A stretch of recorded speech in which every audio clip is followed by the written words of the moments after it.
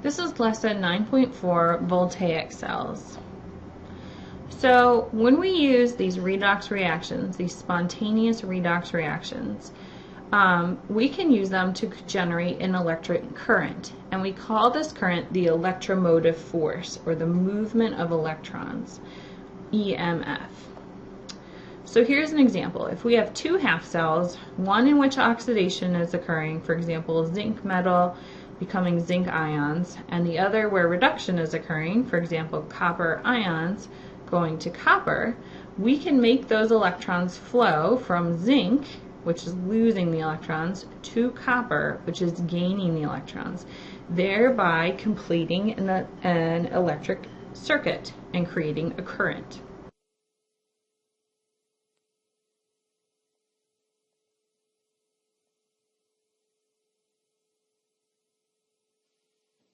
When a strip of zinc metal is immersed in an aqueous copper-2 sulfate solution, electrons are transferred from zinc to the copper-2 ions. Copper metal deposits on the zinc strip and collects at the bottom of the flask. Zinc atoms are oxidized to zinc-2 ions, which enter the solution. This spontaneous oxidation-reduction reaction is summarized in the chemical equation shown.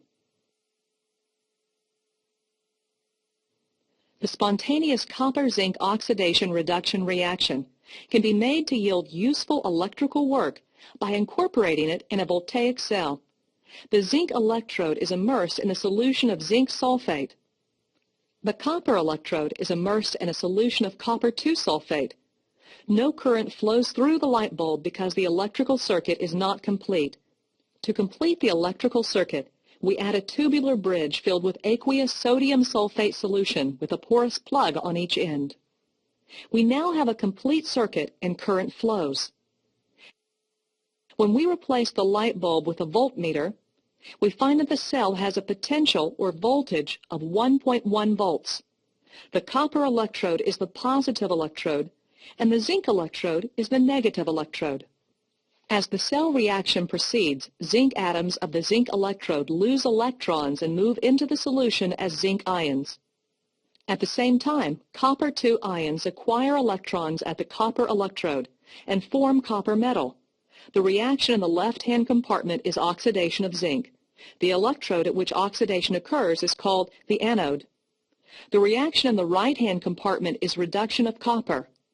The electrode at which reduction occurs is called the cathode. Electrons flow from the anode to the cathode through the external circuit. To maintain electrical neutrality in the two cell compartments, ions must move through the salt bridge.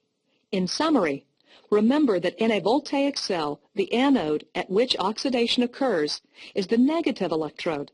The cathode at which reduction occurs is the positive electrode. Electrons flow through the external circuit from anode to cathode. So in the voltaic cell, we have two half cells, and in each half cell, there is a strip of metal that is immersed in a solution of its ions. So for example, we saw that in the zinc half cell, we had a strip of zinc in a solution of zinc ions. And we have in the copper half cell, a strip of copper in a solution of copper ions. The electropotential is the charge separation between the metal and its ions in solution. When we connect the two half cells together, we form what's called a voltaic cell. And remember, they're connected by a wire and a salt bridge. So the anode is where oxidation occurs. In this case, zinc is being oxidized, so this is the anode. The cathode is where reduction occurs. So copper is being reduced or gaining electrons, so that is the cathode. The circuit, however, must be completed to generate a current. So in order to complete the circuit, we add a salt bridge and an electric wire. The electric wire allows the electrons to move from the anode to the cathode, and the salt bridge contains inert ions, meaning they do not react, but they carry charges to opposite sides. So here, the negative ions are moving towards the anode, and the positive ions are moving towards the cathode. Because remember, the copper ions, which are positive, are being used up, so you have to put more positive ions in here in order for this to occur. And over here, you're forming zinc positive ions, and the electrons are going away, so you're losing negative, so you have to add more negative ions to balance the charge. So usually the salt bridge contains something like sodium nitrate or potassium nitrate because they are non-reactive. Now, the voltage through a half cell will be determined by the difference in reducing strength between the two metals. So it depends on their position in the activity series, and we'll get into this more in the next section.